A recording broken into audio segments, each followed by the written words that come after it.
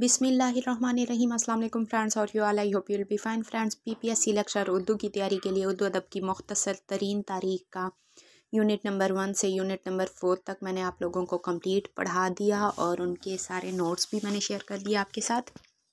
और कुछ नोट्स जो मैंने रिसेंटली वीडियोस भेजी हैं उनके नोट्स भी मैं आपको ग्रुप में भेज दूँगी।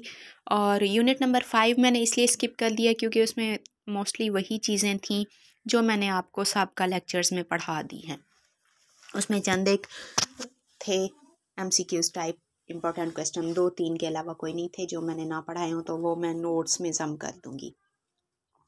यूनिट नंबर 6 है तख्लीकी रवैये और असनाफ़ अदब। मैंने जो जो इम्पोर्टेंट थे नोट्स जिनके मैंने बनाए थे उन्हें मैंने अंडरलाइन किया हुआ है और वही अंडरलाइन जिन जिन नोट्स क्वेश्चंस को मैंने किया हुआ है वही मैं डिटेल से आप लोगों को समझा दूँगी। वर्ड्सवर्थ शायर हैं, अंग्रेज़ शायर हैं। उनके बमुजिब शायरी कवि जज्बात के बेसाख्ता छलक जाने का नाम ही सही, लेकिन ये बेसाख्ता वर्ड्सवर्थ कहते हैं। ये मोस्ट इम्पॉर्टेंट सवाल है, किसने कहा था कि शायरी कवि जज्बात के बेसाख्ता छलक जाने का नाम है। पास्ट पेपर में मैंने ये 2-3 जगह ये सवाल देखा, ये कहा था वर्ड्सवर्थ ने। जाहिर सी बात है, वो इंसान के अंदर जज्बात पैदा होते हैं उन्हीं को वो अपनी शायरी के ज़रिए लफ्ज़ों का जामा पहनाता है। इंसान के दिल पे जो कुछ गुज़र रही होती है वही उसकी शायरी से अयां होती है। और जब तक दिल पे कोई बात बीती ना हो और उस टाइप की हम शायरी करें तो हमारी शायरी में जान नहीं होती। मिसाल के तौर पे मुझे कोई ऐसा दुख नहीं मिला जिस पे मैं शायरी लिख रही हूँ तो मेरी शायरी में वो सोज़ नहीं होगा, वो एक जज्बात की कमी होगी, पढ़ने से मसरूर नहीं होगा कारी। हमेशा वही शायरी अच्छी होती है जिसमें जज्बात भरपूर हों।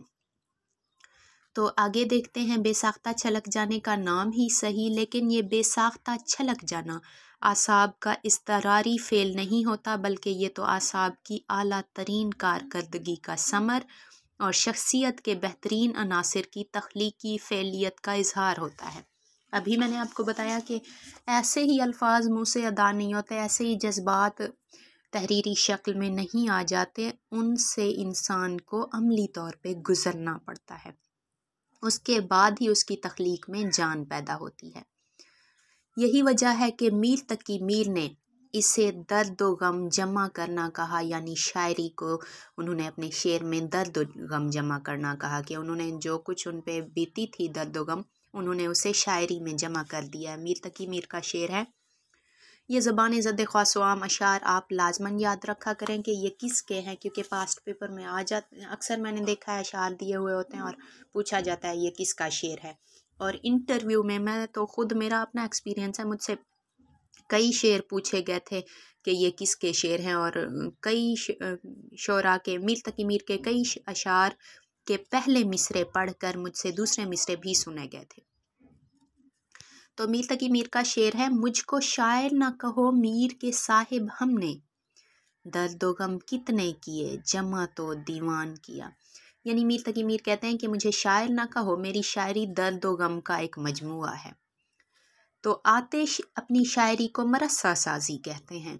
आतिश का शेर है, बंदिशे अल्फाज जड़ने से नगों के कम नहीं, शायरी भी काम है आतिश मरस्सा साज का। मरस्सा साज कौन होता है? मरस्सा साज वो होता है जो जवाहिरात में नगीनों को जोड़ता है, नगों वगैरह को जोड़ता है। तो आतिश कहते हैं कि बंदिश अल्फाज को जोड़ना भी नगों को जोड़ने से कम नहीं है, शायरी भी काम है। जैसे मरस्सा साज नगीनों को जोड़ता है, सेम इसी तरह शायर भी अपने अल्फाज को जोड़ता है, ये भी कोई आसान काम नहीं है। गालिब ने शायरी को गुंजीना मानी का तिलिस्म कहा था। गुंजीना क्या होता है? गुंजीना के माना है ख़जाना, यानी मानी जो होते हैं, अल्फाज के जो माना होते हैं उनके ख़जाने का जादू। गालिब का शेर है, गुंजीना मानी का गोहर इसे समझो, जो लफ्ज़ के गालिब मेरे अशार में आए। तो हाली ने अपनी शायरी को खूब से खूब तर की जस्तजू कहा, यानी मज़ीद खूब खूब बनाने के लिए कोशां। हाली का शेर है जुस्तजू के खूब से खूब तर कहाँ, अब देखिए ठहरती है जाकर नज़र कहाँ। और अमीर मीनाई ने अपनी शायरी को एक मिसराए तर की सूरत से तारीफ़ की है। उनका शेर भी आपको शेयर कर दूँ मैंने इस तरह से नोट्स पढ़े थे जिस तरह से मैं आपको पढ़ा रही हूँ। फ़र्स्ट टाइम जब मैंने अप्लाई किया था तो मैंने इंटरव्यू के लिए क्वालिफ़ाई नहीं किया था, मुझे बहुत दुख हुआ था क्योंकि मैंने मारूज़ी तर्ज पे सारी किताबों को पढ़ा था, MCQs टाइप्स, अपने नोट्स भी बनाए थे। लेकिन मुझे जब फ़र्स्ट टाइम मैंने टेस्ट दिया था तो मुझे अंदाज़ा हुआ कि सिर्फ़ MCQs टाइप क्वेश्चंस को याद कर लेने से अच्छी तैयारी नहीं होती। देन मैंने इस तरह से नोट्स बनाए और जिस तरह आप लोगों को समझा रही हूँ इस तरह मैंने समझ समझ के एक एक चीज़ को पढ़ा था। अमीर मीनाई कहते हैं, खुश्क सेरों तने शायर का लहू होता है, तब नज़र आती है एक मिसराए तर की सूरत। इकबाल का कहना है कि जिगरकारी यानी इंसान के जिगर को तकलीफ़ होती है जो दिल टूटता है, उसका अंदाज़ा आम लोग नहीं लगा सकते क्योंकि उनके सामने तो शेर बना बनाया आ जाता है। ये शेर कितनी तकलीफ़ों से गुज़रने के बाद शायर ने अल्फाज की सूरत में इसको जामा पहनाया और उसके कितने जज्बात इसमें पोशीदा हैं ये आम बंदा अंदाज़ा नहीं कर सकता। वो सिर्फ़ शेर को पढ़ के वाह वाह कर देता है। वो इस रूहानी और लतीफ़ कर्ब से आशना नहीं हो सकता जिसने अल्फाज की तरतीब पैदा की है। इकबाल कहते हैं कि ये मोस्ट इम्पॉर्टेंट लाइन है, जहाँ अच्छा शेर देखो समझ लो कि कोई ना कोई मसीह मसलूब हुआ है। ये किसने कहा था? इकबाल ने। मोस्ट इम्पॉर्टेंट लाइन, मसीह यानी ईसा अलैहिस्सलाम और मसलूब होना यानी सलेब या सूली पे चढ़ा देना। हज़रत ईसा अलैहिस्सलाम को अल्लाह ताला ने आसमान पर उठा लिया था लेकिन उनके हम शक्ल को सूली पे चढ़ा दिया था और उनकी कौम ने ज़ालिमों ने यही समझा था कि उन्होंने खुदा न खास्ता हज़रत ईसा अलैहिस्सलाम को सूली पे चढ़ा दिया है। तो वही एग्जाम्पल देते हैं इकबाल के जहाँ भी कोई अच्छा शेर देखो समझ लो कि कोई ना कोई मसीह मसलूब हुआ है, यानी किसी ने इतनी बड़ी कुर्बानी दी है, देन जाके इस शेर में जज्बात समोए हैं। अच्छा जी, असलूब साजी क्या होता है? असलूब के लुग़वी माना है तरीका, तर्ज, रविश। असलूब जब हम कहते हैं कि किसी शायर का असलूब सादा है यानी उसका लिखने का तरीका अंदाज़े तहरीर सादा है, तो असलूब साजी असलूब को एक रंग में ढालना, इसको कहते हैं उसलूब। और आगे है एक लफ्ज़ खराद, खराद ज़बर से है ये, लकड़ी या धात से नई चीज़ें बनाना खराद का काम कहलाता है। आगे देखते हैं, मैंने मोस्ट इम्पॉर्टेंट क्वेश्चंस को अंडरलाइन किया हुआ है, बिला वजह आप लोगों को पूरे चैप्टर्स नहीं पढ़ाऊंगी, जो मोस्ट इम्पॉर्टेंट हैं सिर्फ वही पढ़ाऊंगी ताकि आपकी अच्छे से जल्दी तैयारी हो सके। रग्गे किताब है, मैंने पहले भी आपको पढ़ाया था। रग के माना है किताब और वीद के माना है मुकद्दस। हिंदुओं की कदीम मजहबी किताब है जो संस्कृत ज़ुबान में थी, अब तो तराजिम भी हो चुके हैं। रग्गे वीद से ही नाटक, कहानियों और दास्तानों के इब्तदाई नकूश मिलते हैं। नाटक क्या होता है? नाटक ऐसा ड्रामा होता है, ऐसा खेल तमाशा होता है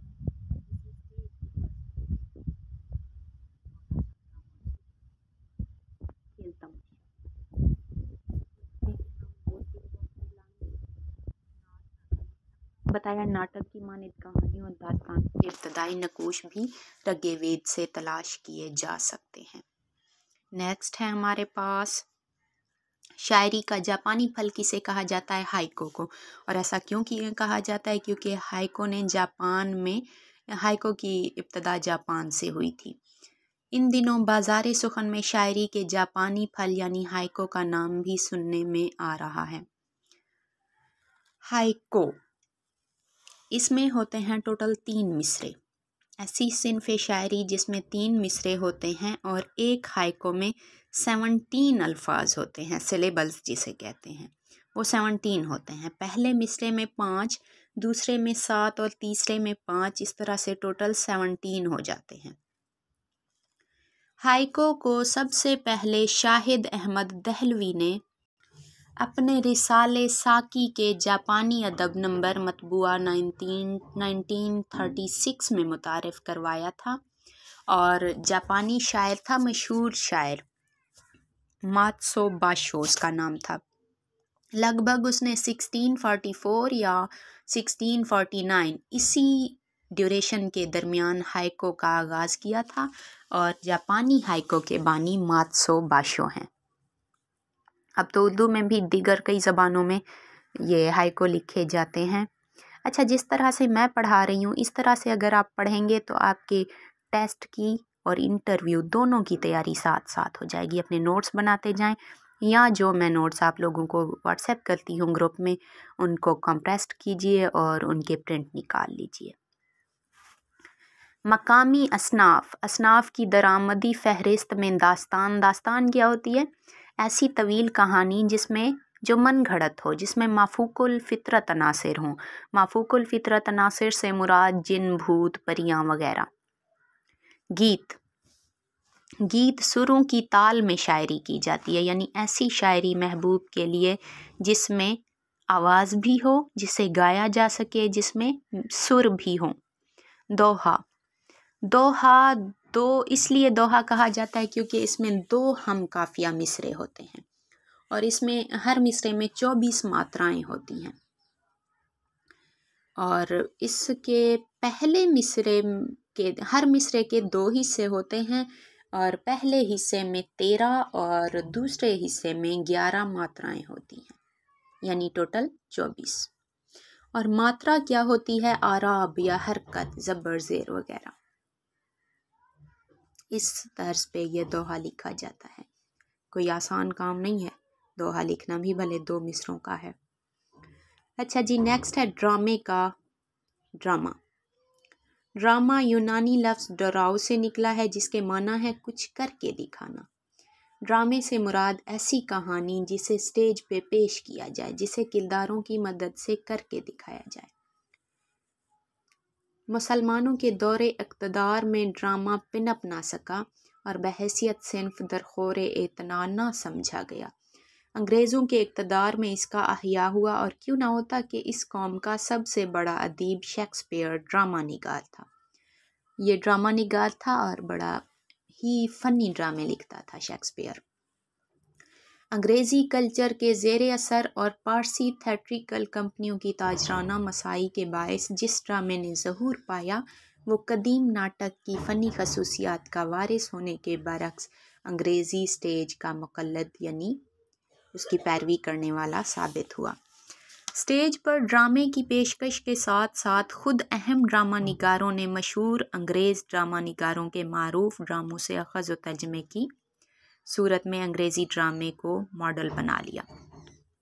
ड्रामे का आगाज़ अंग्रेज़ी से हुआ, उसके बाद आहिस्ता आहिस्ता ये फ़ारसी और उर्दू में भी आया। पहला ड्रामा मोस्टली जगह पे आपने देखा होगा राधा कन्या वाजिद अली का ड्रामा पहला ड्रामा समझा जाता है और कहीं आपने देखा होगा कि इंदर सुबह अमानत लखनवी का ड्रामा पहला ड्रामा समझा जाता है।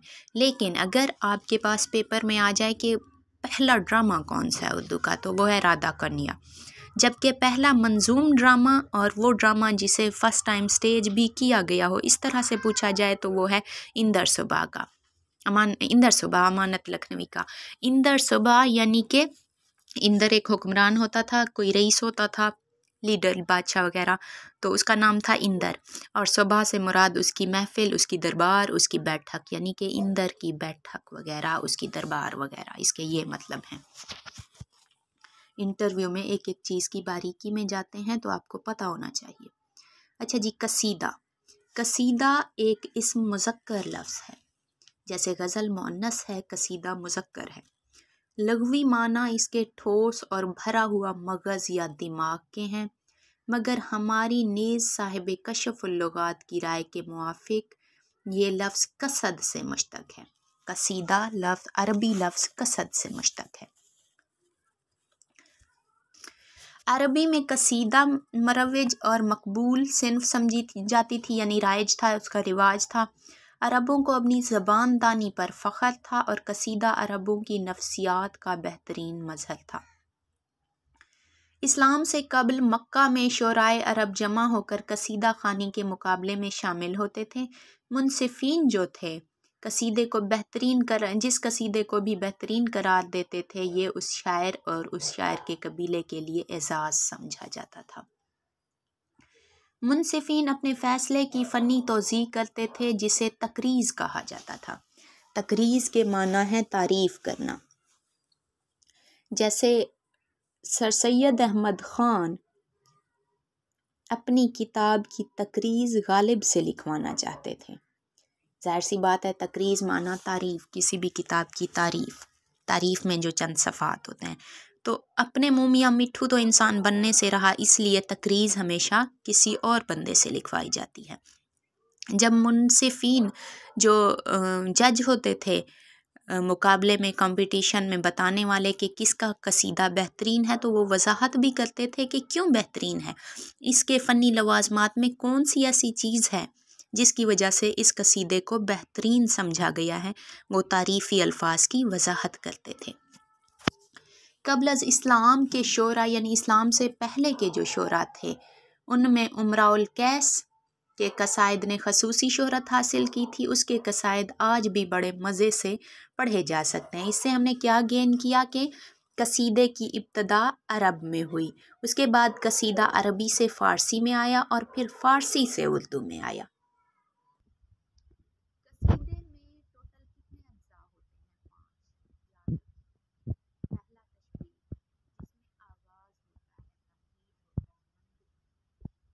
मंजर निगारी होती है। जैसे आप कोई भी फ़िल्म देखें, कोई भी ड्रामा देखें, तो शुरू में आपको कुछ भी समझ नहीं आएगा, आप उसके मंजर को ऑब्ज़र्व करेंगे।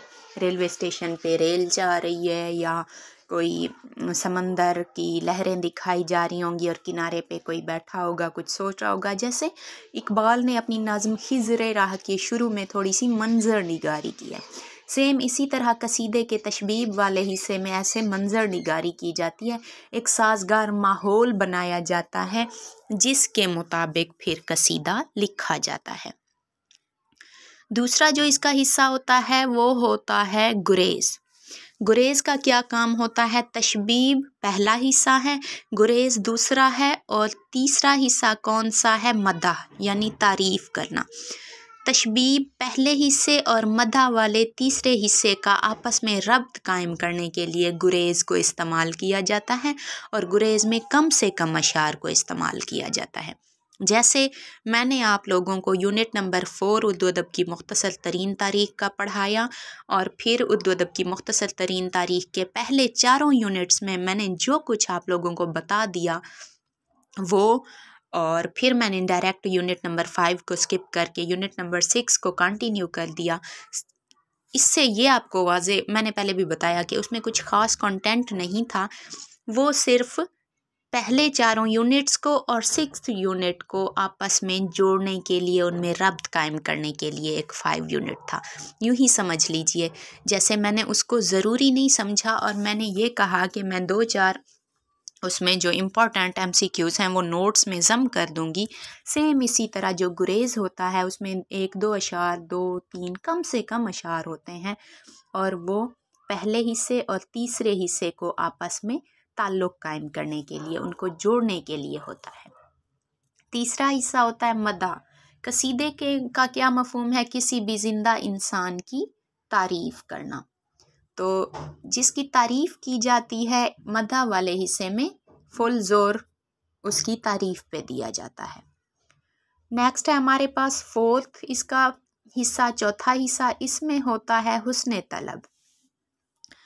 इसमें बंदा हुस्न तलब यानी कि तारीफ़ जिस तलब पे, जिस मकसद पे की गई है उसकी तलब करता है। यानी कि पहले ज़माने में जैसे लोग कसीदे इनाम व इकराम के लालच में कहा करते थे, देन इसमें वो अपनी शायरी के ज़रिए इशारे देता है शायर के अब मुझे इसके इनाम में कुछ दे दीजिए, और फिर आखिर में दुआ होती है जिसमें जिस बंदे का कसीदा कहा जा रहा होता है, लिखा जा रहा होता है, उसको दुआएं दी जाती हैं।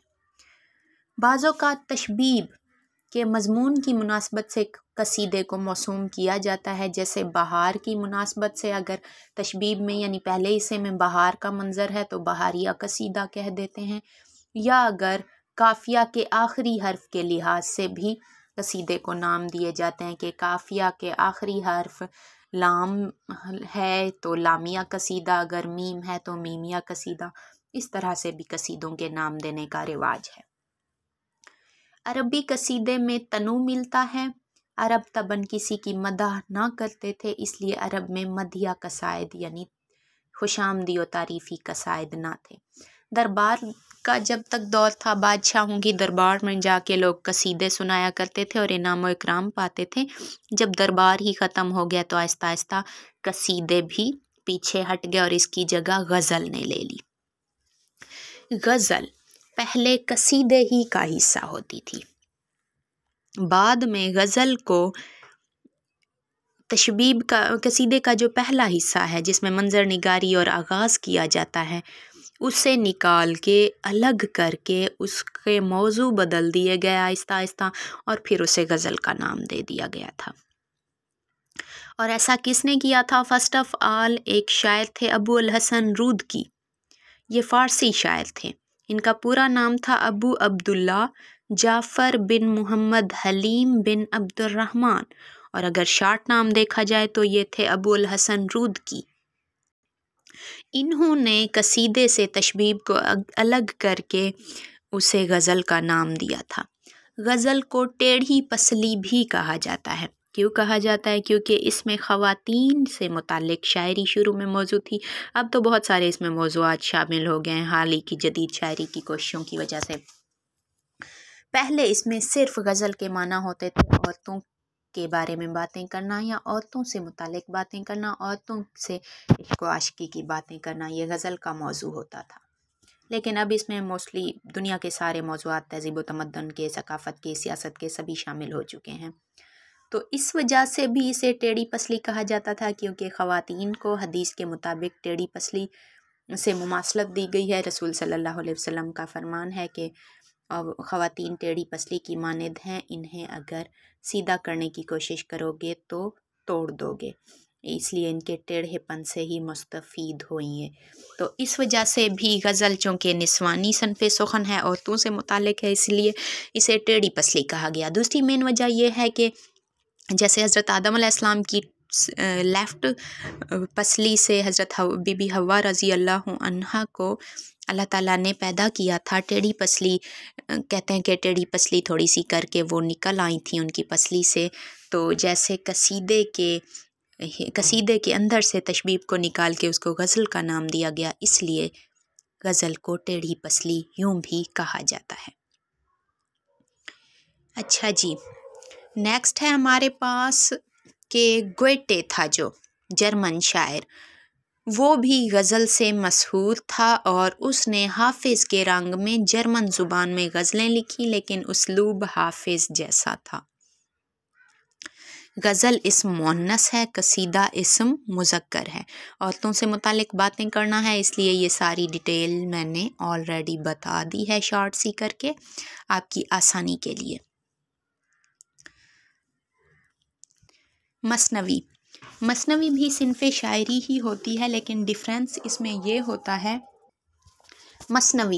मसनवी गौर करें अगर तो ये मसना अरबी ज़ुबान का लफ्ज़ है जिसके माना है दो दो, इसलिए इसे मसनवी कहा जाता है क्योंकि इसमें हर दो काफ़िए अलहदा अलहदा होते हैं, यानी हर दूसरे शेर का काफ़िया और रदीफ़ मुख्तलिफ हो जाता है। और दास्तान नसर में लिखी जाती है, नसरी सिन्फ़ है, मसनवी शेरी सिन्फ़ है।